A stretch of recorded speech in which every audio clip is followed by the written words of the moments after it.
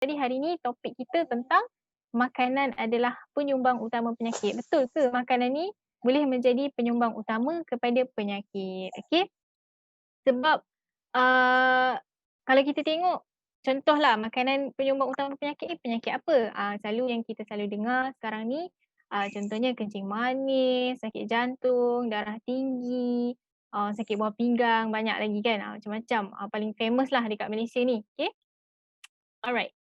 Okey, tengok kat sini, tahukah anda bahawa pemakanan boleh membawa kepada pelbagai risiko penyakit? Mungkin sebenarnya ramai je yang dah tahu tapi mungkin kita punya kesedaran tu tak tinggi lagi sebenarnya. Saya garantilah yang dengar-dengar dalam ni pun ramai je yang tahu tentang kalau pemakanan tak seimbang ni boleh membawa kepada risiko penyakit. Tapi mungkin kesedaran kita tu tak terlalu tinggilah, okey. Tapi kalau kita tengok ni banyak dah berita keluar contohnya makanan tak seimbang adalah punca hidap kanser usus. Sebab apa? Sebab bila kita makan makanan yang tak seimbang, usus kita pun bekerja dengan tak baguslah, pembuangan kita tak baik. Jadi akan terkumpulnya toksin dan kekotoran pada usus kita dan kemudian akan meningkatkan risiko kepada kanser usus. Dan kanser usus ni juga merupakan kanser yang top 3 dekat Malaysia sekarang ni, okey. And then kalau kita tengok rakyat Malaysia paling gemuk di Asia Tenggara. Kalau kita tengok pattern dari tahun ke tahun sebenarnya pattern statistik rakyat naik berat badan ni sangat tinggi dari semasa ke semasa, especially tahun 2020 ni. Lagi-lagi disebabkan COVID-19 kita tak berapa aktif, banyaknya kita duduk di rumah aja, makan je kerja. Jadi berat badan kita pun dah semakin menaik lah tanpa kita sedar kan. Kemudian ramai abai pengurusan makanan. Macam saya cakap tadi, kita sedar, kita tahu yang pemakanan ni boleh membawa penyakit tapi kita abaikan pengurusan makanan kita dengan baik. Jadi macam kita kena aware lah dengan benda-benda macam ni dan juga bahaya makanan segera, okey. Bahaya makanan segera ni pun famous juga especially untuk student lah yang makanan segera ni sebenarnya memudaratkan disebabkan oleh tinggi bahan pengawet dan juga bahan perasa. Okey, ini adalah contoh gaya pemakanan yang tidak seimbang di Malaysia. Okey, kalau kita tengok kurang pengambilan serat, memang kebanyakannya bukan saya cakap orang je, saya sendiri pun susah nak amalkan pengambilan serat yang cukup. Sebab kalau kita tengok jenis-jenis makanan kat Malaysia ni, banyaknya adalah yang tinggi karbohidrat kan. Tinggi karbohidrat, kalau yang jual-jual kat tepi jalan tu pun mostly yang tinggi karbohidrat, yang bergoreng, yang berlemak kan. Jadi ini pun salah satu punca kepada gaya pemakanan yang tidak seimbang lah. Okey. Kemudian kalau kita tengok jumlah hidangan dan pengambilan makanan yang berlebihan. Ini pun satu isu juga.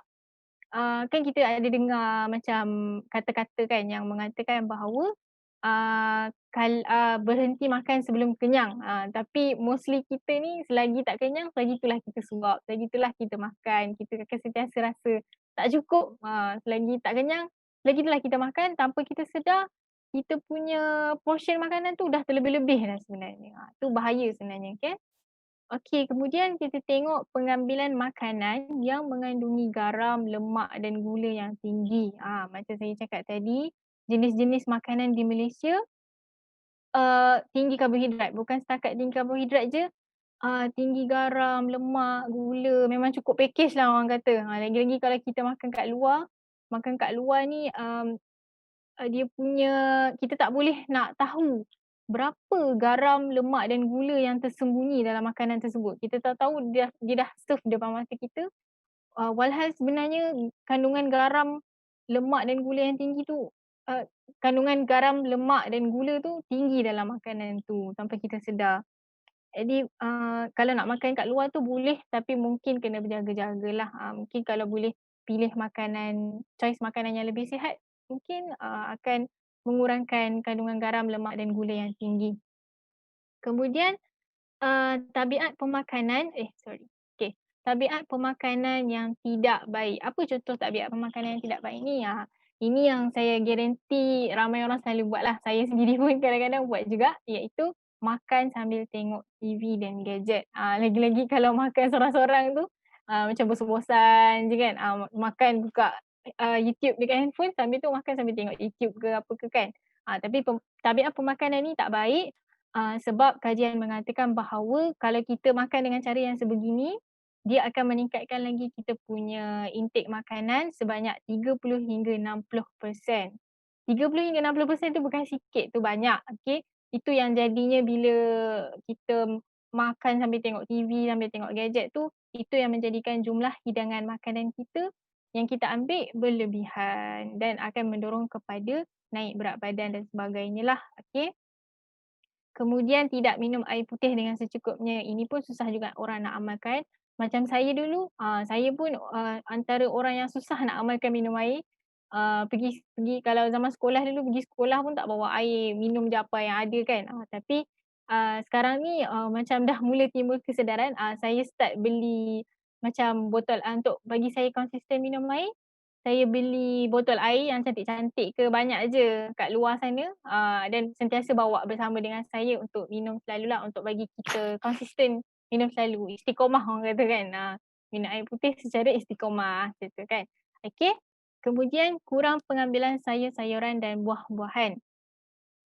Pengambilan sayur-sayuran dan buah-buahan ni pun, satu isu juga gaya pemakanan yang tidak seimbang. Saya garanti, antara kita nak cukupkan pengambilan sayur-sayuran dan buah-buahan dalam masa satu hari, tak sampai, susah nak sampai. Sebab macam saya kata tadi, jenis-jenis makanan yang dekat Malaysia yang mudah untuk didapati tu, eee, tak tak banyak yang tinggi sayur-sayuran dan buah-buahan. Banyaknya yang tinggi garam, gula, lemak yang bergoreng dan berproses dan sebagainya lah. Okey. Okey, ini pula adalah contoh pemakanan yang tidak seimbang di Malaysia. Makanan berproses dan berlemak ini paling famous sekali lah. Kalau kita tengok, fast food. Fast food ni paling famous sekali. Kalau malas-malas nak masak tu, drive thru aje, order Foodpanda je kan. Itu yang paling mudah sekali lah nak order kan. Tapi tanpa kita sedar makanan berproses dan berlemak ni sebenarnya, kalau kita makan secara kerap, dia akan ada radikal bebas dalam badan kita dan seterusnya akan, menggalakkan penyakit yang tidak baiklah dalam badan kita, okey. Risiko penyakit yang bahayalah. Okey. Kemudian, snack.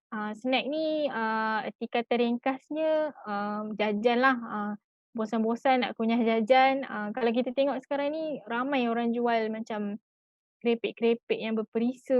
Sebenarnya, makanan seperti ini, dia sangat-sangat tinggi garam.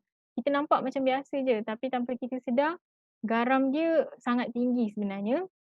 Jadi bahayalah, okey. Bukan setakat garam je, kadang-kadang ada yang taruh apa, MSG lah, memang bahayalah kalau kita amalkan selalu. Boleh memberi efek kepada buah pinggang, okey. Kemudian, makanan segera pun lebih kurang macam snack juga, tinggi garam, tambahan lagi ada bahan pengawet, bahan perasa, MSG pun ada juga, okey. Kemudian, ini makanan mengandungi tinggi gula. Makanan yang mengandungi tinggi gula ni paling famous lah kalau kita tengok sekarang ni ada makanan viral, yang kalau asal keluar news je, kita pun berminat nak cuba kan, macam-macam ada makanan viral. Kalau yang ni contoh boba, bubble tea. Bubble tea ni siapa je, ramai je lah yang minat. Kadang-kadang tu, baru-baru ni saya dapat tahu, ada yang seminggu sekali pun minum juga. Seminggu sekali amalkan, dia kata susah nak berhenti tapi boleh nak berhenti tapi slowly lah, kita reducekan, macam contoh kalau setiap sebulan tu 4 kali rasa nak minum, mungkin boleh reduce 3 kali, lepas tu bulan seterusnya 2 kali. Kurang slowly lah, kalau kurang, dalam masa yang serentak, sebenarnya dia memberi efek kepada psikologi kita untuk makan dengan lagi banyak, rasa nak makan banyak lagi kan. Tapi kalau boleh slowly reducekan, benda ni kena ada disiplin lah, okey. Alright. Okey, kalau apa je akan jadi, apa risiko yang kita akan hadapi sekiranya pemakanan kita tidak seimbang? Okey. Ini adalah, risiko-risikonya banyak lagi sebenarnya tapi saya tekankan yang paling famous lah, okey di Malaysia iaitu berat badan berlebihan ataupun obese, sakit jantung, kencing manis dan juga darah tinggi. Okey, berat badan berlebihan dan obes. Kalau kita tengok hampir statistik mengatakan bahawa hampir separuh rakyat dewasa Malaysia adalah obes, bukan separuh dah, memang separuh dah, 50.1%. Okey, ini tahun 2020. Dewasa berlebihan berat badan atau obes. Ini baru dewasa, kanak-kanak punya pula kalau saya tengok berita hari tu, kanak-kanak punya masalah obesiti pun dah semakin meningkat. Risau, sebab anak-anak kan, kadang-kadang ada yang dari kecil tu dah didiagnose dengan kencing manis lah, apalah sebab pemakanan yang tidak baik sebenarnya kan. Okey, kemudian meningkatkan risiko pelbagai penyakit dan boleh memberi kesan kepada psikologikal seperti kemurungan dan kurang keyakinan diri. Okey, macam mana boleh menyebabkan kemurungan? Sebab, orang yang uh, berat badan berlebihan ni, hari tu saya ada tengok kajian, diorang kaji adakah pemakanan ni boleh memberi kesan kepada depression.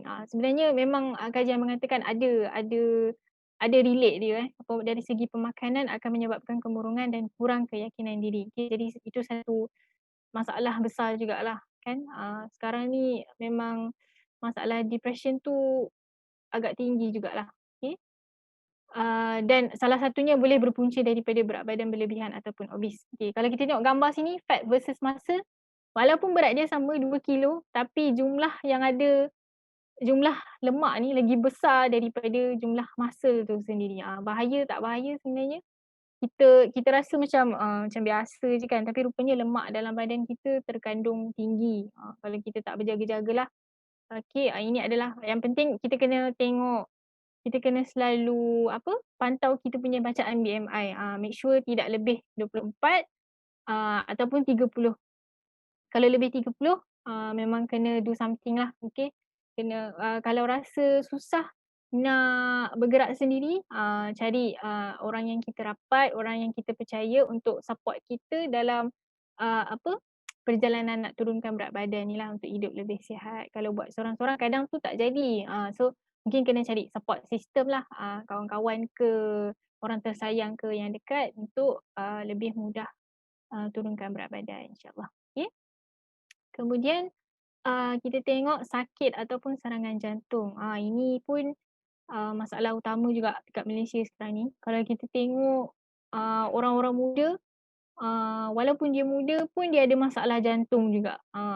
Ada yang masuk berita masalah uh, meninggal dalam tidur. Itu pun diperpunca daripada sakit ataupun serangan jantung tiba-tiba lah. Okay. Bahayanya penyakit ni sebab dia tak ada simptom. Jadi bila tak ada simptom, kita sentiasa rasa badan kita sihat, kita sentiasa rasa tak ada apa-apa. Jadi macam kita kena pantaulah benda-benda macam ni kan. Kalau kita tengok salur darah ke jantung tersumbat dengan lemak, kolesterol atau bahan lain yang dipanggil sebagai plak lah. Okay. Gabungan lemak, kolesterol, bahan lain ni dipanggil sebagai plak. Okay. Bila plak ni terhimpun, keadaan ini dipanggil sebagai aterosklerosis. Mungkin ramai yang familiar aterosklerosis, dan himpunan plak ni boleh berlaku selama bertahun-tahun. Kalau macam sekarang ni kita mungkin tak rasa apa-apa lah, tapi tanpa kita sedar rupanya himpunan plak ni boleh berlaku bertahun-tahun. Sekarang ni mungkin rasa sihat, tak rasa apa-apa sebab tak ada simptom lagi kan, tapi tahu-tahu nanti tiba-tiba je didiagnose dengan penyakit ni. So bahayalah, kena sentiasa ingat. Kemudian apabila terlalu banyak plak terkumpul di dalam arteri, darah beku akan terbentuk. Dan bergantung pula kepada saiz darah beku, aliran darah di dalam arteri ni boleh menjadi separa tersumbat atau tersumbat sepenuhnya. So bila jadi separa tersumbat atau tersumbat sepenuhnya akan menyebabkan risiko penyakit jantung koroneri. Inilah akan berlaku dengan jantung lah, sakit jantung lah, yang berkaitan dengan jantung lah. Kalau kita tengok statistik, ini gambar rajah ni lah, gambar rajah pengumpulan himpunan plak-plak di dalam arteri, dalam saluran darah di jantung kita. Okey. Menurut data terkini yang diterbitkan oleh WHO pada tahun 2017, kematian akibat penyakit jantung koroneri di Malaysia mencapai 30,598 atau 22% 18.13% daripada jumlah kematian. Banyak tu, 30,000. Dan kemudian kita tengok pada tahun 2020 seramai 45,684 orang daripada 32.4 juta rakyat negara ini menderita penyakit jantung koronari sehingga kini. 45,000 itu baru orang yang menderita penyakit jantung, belum kita tengok kematian lagi. Okay.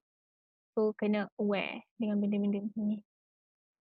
Kemudian kita tengok kencing manis. Okay, kencing manis kalau kita lihat sebenarnya dia ada kesan sampingan dia. Kesan sampingan dia iaitu boleh jadi pada mata.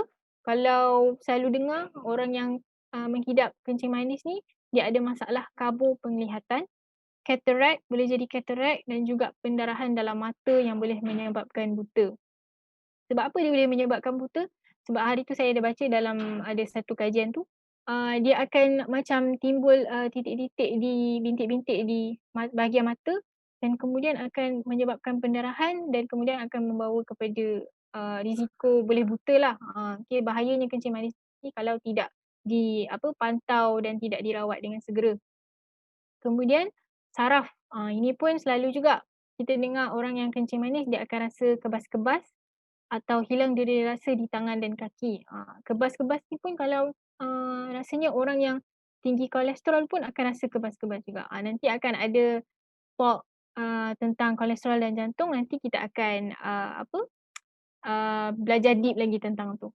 Okay. Kemudian boleh bagi kesan kepada otak, angin ahma, stroke, buah pinggang dan juga kegagalan buah pinggang, jantung dan serangan jantung. So kena sentiasa pantau bacaan glukos lah. Okay. Lagi-lagi bagi yang ada keturunan kencing manis tu mungkin ada risiko yang tinggi lah. Okay. Kena sentiasa jaga makan. Okay, ini pula berita yang saya berjaya ambil iaitu dia tengok pada statistik tahun lepas. Seorang daripada 5 individu dewasa atau kira-kira 3.9 juta orang yang berumur 18 tahun ke atas di Malaysia menghidap diabetes. 3.9 juta bukan sikit, banyak tu. Okay, yang berumur 18 tahun ke atas. Okay, very orang kata sangat-sangat berisaukan lah. Okay. Dan kemudian prevalent diabetes di negara itu juga di negara ini juga didapati meningkat kepada 18.3% daripada 13.4% pada 2015. Peningkatan yang sangat tinggi sampai boleh ada 3.9 juta orang, hampir 4 juta yang menghidap diabetes ni. Okay. Okay, kita tengok kepada darah tinggi pula. Darah tinggi kalau kita tengok dia punya kesan sampingan dia pun boleh membawa kepada serangan stroke atau angin ahma. Pun boleh juga kepada stroke ringan dan sementara. Okay. Penyakit jantung seperti coronary heart disease dan congestive heart failure, itu kegagalan jantung, dan juga penyakit jantung koronari yang saya sebutkan tadi kan, yang meningkat kemudian memberi komplikasi kepada mata dan juga komplikasi kepada buah pinggang. Okey, ini kesan sampingan darah tinggi lah. Ini pula adalah simptom kalau kita tengok gambar rajah tu, simptom orang yang ada didiagnose dengan darah tinggi, sakit kepala, sakit dada, berdebar-debar, letih, penglihatan kabur, sakit tengkuk, sesak nafas dan kepala berputar. Kalau yang selalu saya dengar, mereka mengalami berdebar-debar dan sakit kepala lah, hypertension kan. So ini adalah jadual untuk rujukan anda untuk mungkin boleh buat check up ke untuk tengok tekanan darah tinggi lah. Okay. Dan kalau kita tengok kat bawah tu, darah tinggi meningkatkan risiko serangan jantung, stroke, kegagalan buah pinggang dan buta. Okay, tanpa kita sedar, satu penyakit tu dia boleh merangkai kepada penyakit-penyakit yang lain. Okay, penyakit-penyakit yang lain orang kata penyakit 3 serangkai. Memang selalu lah kalau macam dah start naik berat badan, okay, dia akan bawa kepada kencing manis. Bila dah kencing manis, sakit jantung pula. Dia berpunca daripada berat badan berlebihan je sebenarnya. Tapi orang yang berat normal pun kadang-kadang boleh didiagnose dengan penyakit-penyakit macam ni juga, okey. Ataupun yang ada keturunan. So, kalau ada yang keturunan tu mungkin kena berjaga-jaga. Okey, kemudian kira-kira 1 daripada 3 orang berusia 18 tahun ke atas menghidapi hipertensi dan mengikut statistik 35.3%. 35.3 tu pun banyak juga kiranya. Dan kita tak tahu lagi tahun-tahun akan datang mungkin akan meningkat kalau kita tak ada kesedaran untuk mengubah gaya pemakanan kita. Okey. Yang lebih tinggi daripada 140 tu lah bacaan dia. Kemudian bagaimanapun bagi setiap 2 pesakit yang didiagnose, ada 3 lagi pesakit, sekejap sorry.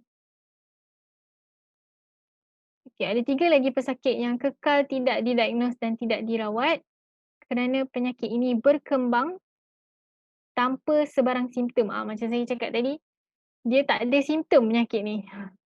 Kita tahu-tahu, ada orang tu tahu-tahu tiba-tiba dah didiagnose dengan penyakit darah tinggi lah, serangan jantung lah. So bila macam saya cakap tadi, darah tinggi mereka berisiko untuk mendapat serangan jantung dan strok. Bahaya sebenarnya sebab dia tidak memberi sebarang simptom. Okey. Okey, kemudian kita tengok pula dekat sini, pemakanan yang tidak seimbang akan menyebabkan masalah kepada perut, iaitu sembelit dan buasir. Okey, saya sendiri pun ada mengalami masalah sembelit dan sembelit sebelum ni. Memang susah, tu yang saya amalkan minum air kosong banyak-banyak, bawa ke sana sini dan lebih banyak makan sayur lah, okey. So bila tersembelit, kita akan mula macam paksa untuk membuang dan sebagainya dan boleh menyebabkan buasir.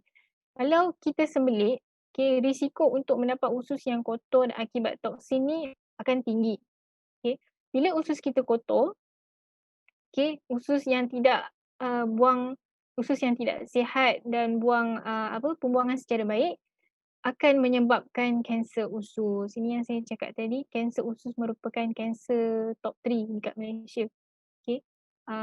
Sangat-sangat membahayakan. So kalau boleh kena aware dan jaga usus masing-masing. Make sure pembuangan tu lancar dan sihat. Yang ini contoh najis yang kita kena kenal lah, najis kita yang kita kenal. Yang kita kena kenal sama ada najis itu adalah usus yang baik ataupun usus yang tidak baik. Okey. Boleh Google juga. Okey. Ini adalah contoh gambar rajah je lah untuk rujukan anda semua. Okey. Sekejap Okey. Kemudian saranan penjagaan pemakanan. Okey, ini adalah saranan penjagaan pemakanan lah. Okey. Untuk anda kekal pemakanan yang seimbang, okey, sentiasa ada banyak cara yang anda boleh lakukan. Okey. Ini adalah suggestion daripada KKM lah, iaitu suku-suku separuh. Amalkan pemakanan suku-suku separuh Pinggan Sihat Malaysia. Apa suku-suku separuh ni?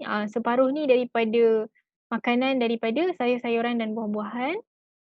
Kemudian suku lagi sumber protein dan juga suku lagi adalah daripada contoh nasi, roti, bijirin kan.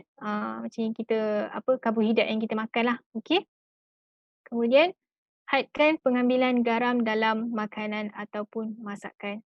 Okey, kena make sure makanan kita yang kita makan baik makan di luar ataupun di rumah, garam yang terkandung tu tak banyak. Make sure kena macam yang dalam saranan KKM ni, ambil garam 5 gram sehari iaitu sama dengan 1 paras sudu teh.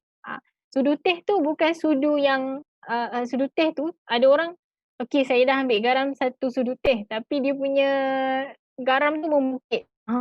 Tanpa dia sedar garam dia tu membukit. Dia kata tu satu sudu teh. Sebenarnya salah, okey. 1 sudu teh tu kena paraskan dia biar dia sama aras. So bila sama aras tu itu jumlah yang betul lah, itu 5 gram. Kalau membukit tu itu menggalakkan risiko penyakit lah yang saya sebutkan tadi. darah tinggi, sakit jantung, okey. Okey, kemudian tingkatkan pengambilan makanan yang tinggi serat. Okey, ini adalah contoh-contoh, pengambilan makanan yang tinggi serat lah, okey. Dan saya faham, makanan tinggi serat ni memang susah kita nak jumpa di tepi-tepi jalan kan kadang-kadang, kita pergi mana-mana nak makanan yang mudah, nak dapat makanan yang tinggi serat ni agak susahlah melainkan kita makan buah-buahan lah, okey. Tapi, setiap makanan yang tinggi serat tu ada dia punya nutrien dan khasiat dia sendiri. So, kita kena seimbangkan, pengambilannya. Contoh-contoh ada dekat sini tahu sumbat, tahu sumbat mungkin kita senang, nak dapat lah, okey ini cadangan saja.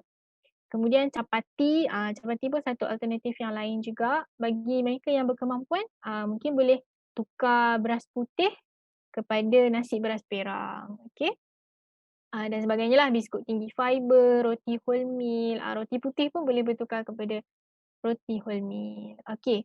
Dan selain daripada saranan penjagaan pemakanan ni, anda juga boleh mengamalkan E-Chlorophyll sebagai satu alternatif lain untuk membantu anda punya untuk membantu usus anda kekal sihat, dan juga badan anda sentiasa bebas daripada radikal bebaslah yang kita makan daripada makanan berproses, makanan bergoreng kan.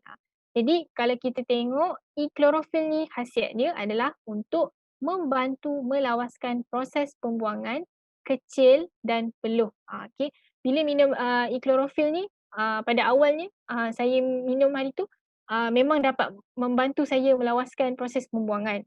Okey, memang sangat-sangat helpful dan membantu menjadikan tubuh lebih bertenaga sebab oksigen daripada E-Chlorophyll tu, chlorophyll ni gabungan sayur-sayuran tu lah kan. Okey, kemudian mengurangkan rasa cepat penat, membantu melancarkan peredaran darah dan menjadikan tubuh terasa lebih bersemangat dan cergas. Okey, tapi perlu diingatkan, keberkesanan produk ni mungkin akan berbeza mengikut individu lah sebab ada orang mungkin akan nampak kesan dia dalam masa seminggu, ada yang nampak kesan dia dalam masa sebulan. Okey, dia bergantung kepada tahap apa, badan dia tu sendiri, macam mana, okey. Okey, cara penggunaan adalah dengan satu paket satu hari, dibancuh dalam 500 hingga 1000 ml air, goncang dan minum dan boleh diambil pada bila-bila masa. Okey, macam saya cadangkan tadi, beli botol ataupun kalau memang dah ada botol yang cantik-cantik tu, bancuh ni letak kat tepi, so bila-bila boleh minum. Senang, tak payah macam susah-susah nak pergi dapur, ulang-alik. Saya even bawa, ni contoh botol air saya, okey. Saya bawa pergi mana-mana dalam bilik saya sebelum tidur apa semua saya bawa untuk mudah saya minumlah, konsisten untuk minum air. Kemudian, ini gabungan Greenfit pula, okey. Greenfit pula, juga dapat membantu melancarkan proses pembuangan air besar. Bagi siapa-siapa yang dah pernah cuba Greenfit tu, dia tahulah macam mana kesan, betapa puasnya membuang kan selepas consume Greenfit ni, okey.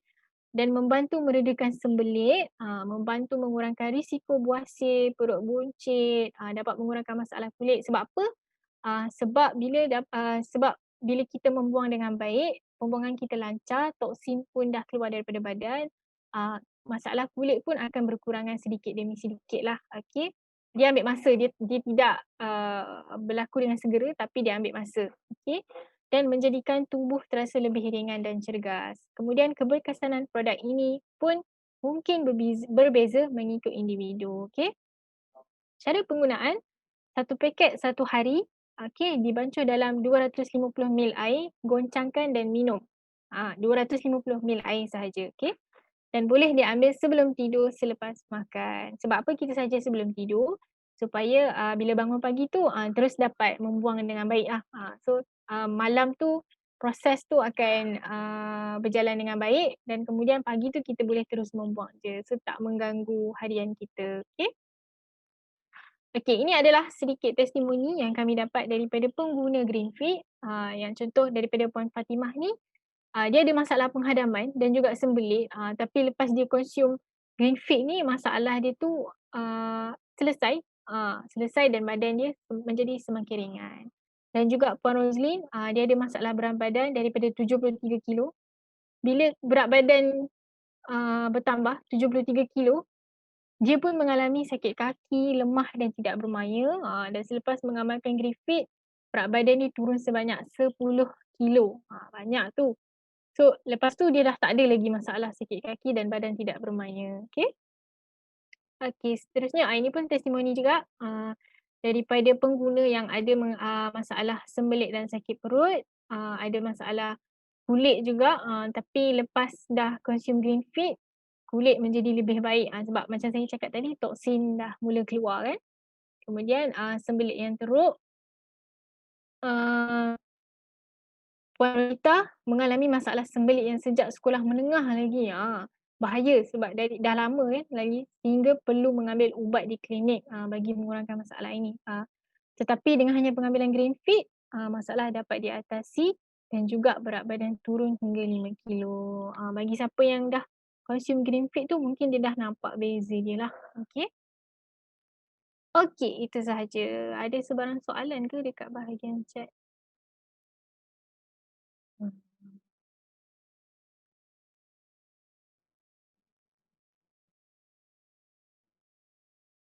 Hmm.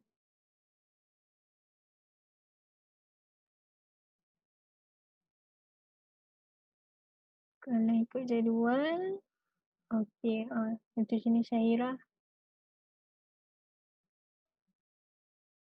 dalam kurikulum.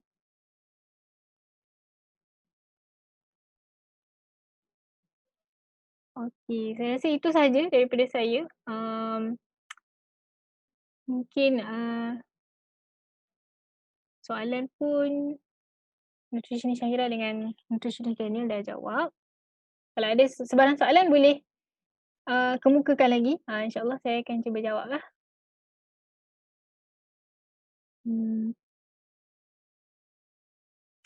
Okey, saya rasa itu sahaja. Terima kasih banyak-banyak. Saya paskan semula kepada nutritionist Syahira. Okey, Alhamdulillah selesai sudah dari segi presentation. So jika anda ada sebarang persoalan lagi, anda boleh tuliskan di bahagian chat sana. Nanti insyaAllah nutritionist Amira akan jawab jugalah. Okey. Jika seseorang ada darah tinggi dan kencing manis, kalau disyorkan bancuhan yang bagaimana? Kalau bancuhan, kita tak ada spesifik lah bagi yang ada sebarang penyakit. Kalau ikutkan macam yang macam saya sarankan tadi, untuk klorofil bancuh dengan 500 hingga 1000 ml. Kalau boleh cair lagi baguslah 1000 ml.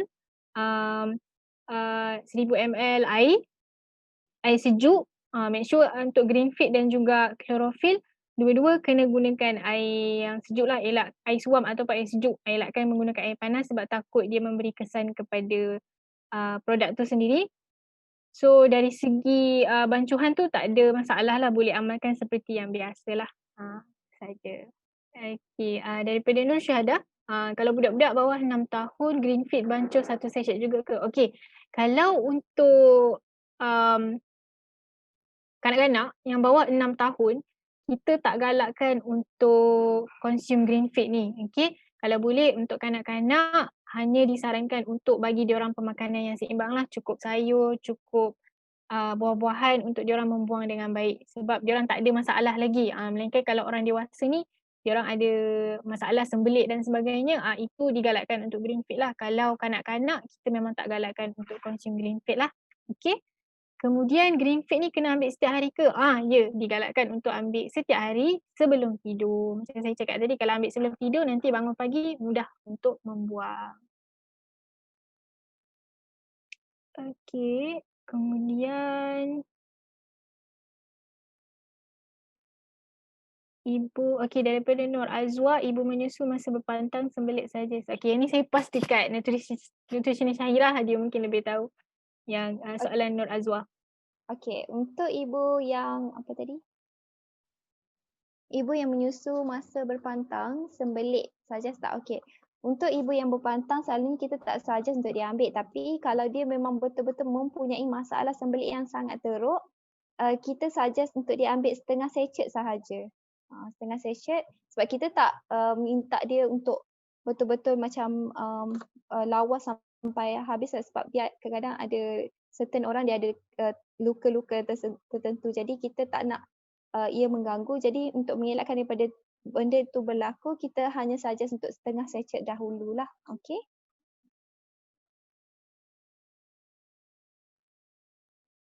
Lagi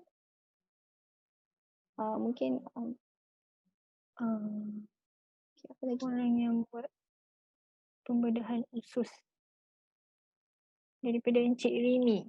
Yang ni saya tak berapa Okey. tua sangat.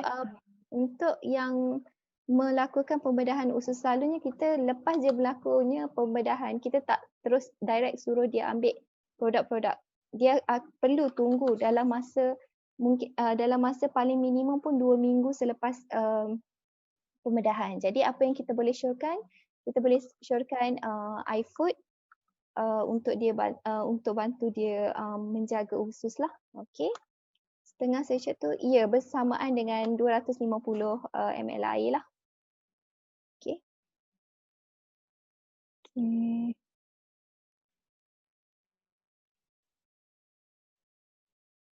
Kemudian kalau ambil produk Avil seperti iFood dan Propolis, bagaimanakah portion yang sesuai untuk orang yang ada penyakit kencing manis? Okay, kalau iFood, kita suggestkan 1 sachet lah setiap hari, dan juga untuk Propolis daripada 1 hingga 3 titik setiap hari untuk amalkan. Kalau orang yang tak ada penyakit pun boleh amalkan macam tu juga, sama je. Pengalaman saya kalau yang budak-budak sembelit minum klorofil dan air kes okey sembelit. Betul. Klorofil pun memang sangat membantu dalam proses pembuangan. Saya amalkan klorofil tu pun alhamdulillah pembuangan saya lancarlah, tak ada masalah so far. Okey, untuk kanak-kanak kita mulakan dengan 1 titik, 1 hingga 3 titik dulu. Sebab kanak-kanak ni dia fragile lagi, so kita tak nak dia ada efek apa-apa. Sebab kadang-kadang individu ni berbeza-beza antara satu sama lain. Kadang-kadang dia akan ada efek dan ada yang tak ada efek. So untuk kanak-kanak kita suggest untuk 1 hingga 2 titik saja dulu. Masukkan dalam susu dia. Okey, susu dia selalu kita kalau susu dia ambil ikut susu berapa portion yang dia ambil susu dia lah. So masukkan 1 titik ataupun 2 titik. Kalau baru nak mula, masukkan 1 titik dahulu. Okey.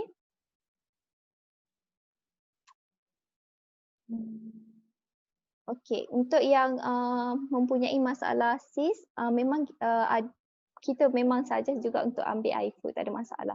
Sebab iFood walaupun dia ada soya, tapi kandungan soya yang kita gunakan adalah bukan keseluruhan soya, tetapi hanya protein soya saja. So ada kajian menunjukkan bahawa protein soya ini boleh membantu untuk mengurangkan risiko masalah kanser, terutamanya yang disebabkan oleh kanser dan pertumbuhan ataupun ketumbuhan yang disebabkan oleh hormon. So tak ada masalah untuk digunakan lah. Okey.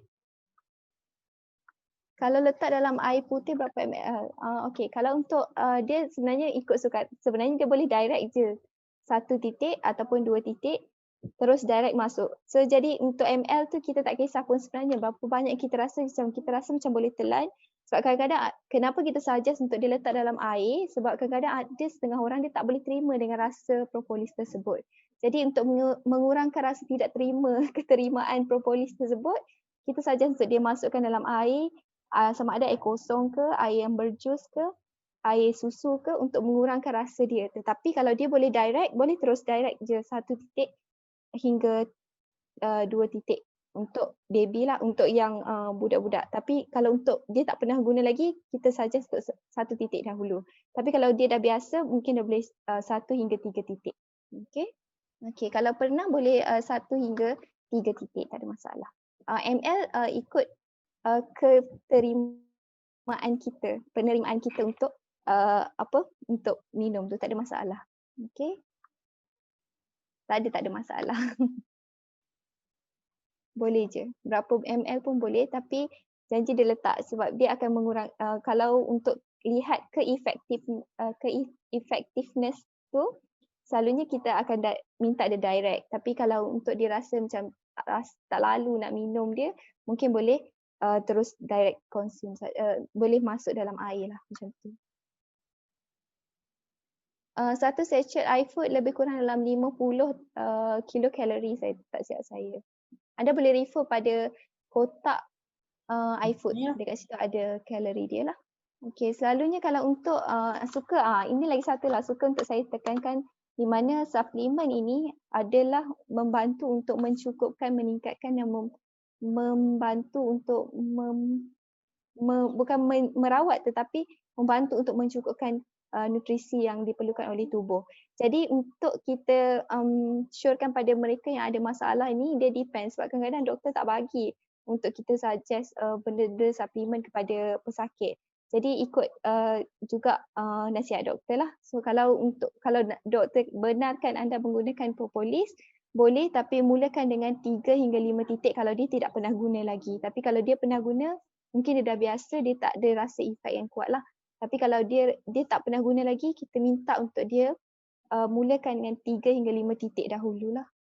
Ada yang bertanya daripada Puan Azmah, thyroid boleh consume iFood tak? Untuk mereka yang ada masalah macam saya cakap tadi, sebab orang risau sebab iFood mempunyai soya, kandungan soya. Jadi orang risau dia boleh mengganggu hormon.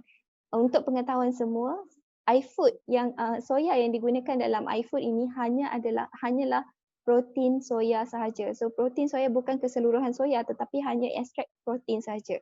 So ini tidak akan mengganggu hormon. Jadi thyroid ni berkaitan dengan hormon. Jadi tidak ada masalah untuk dia ambil iFood lah. Okey. So jangan risaulah. Sebab kita ada juga ada satu kajian yang menyatakan bahawa protein soya dia boleh membantu untuk mereka yang ada masalah kanser ataupun ketumbuhan yang berkait rapat dengan hormon. Jadi apa-apa yang berkait rapat dengan hormon boleh mengambil protein soya, bukan keseluruhan soya, sebab orang selalu salah faham tentang inilah. Saya rasa mungkin cukup untuk sekadar ini. Kalau ada lagi sebarang persoalan, anda boleh juga chat di bahagian nombor yang tertera tadi tu untuk sebarang pertanyaan. Okey, anda boleh terus direct kat situ. Kat situ akan ada 3 nutritionist yang akan menjawab persoalan anda. Okey, saya harap dengan penerangan dan pencerahan ini dapat membantu anda untuk consume produk tersebut lah. Okey, terima kasih buat nutritionist Amira.